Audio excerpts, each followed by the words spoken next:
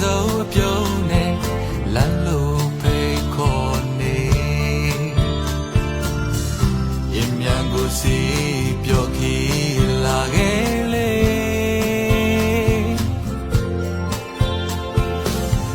ခေါ်ဆောင်ပါမယ်ဆူထောင်ပြည့်တဲ့တကူကြီးဖေးအဆုံးခွဲနေဝင်ချိန်ကရှုမဆုံးလာတဲ့မြို့ရဲ့အလား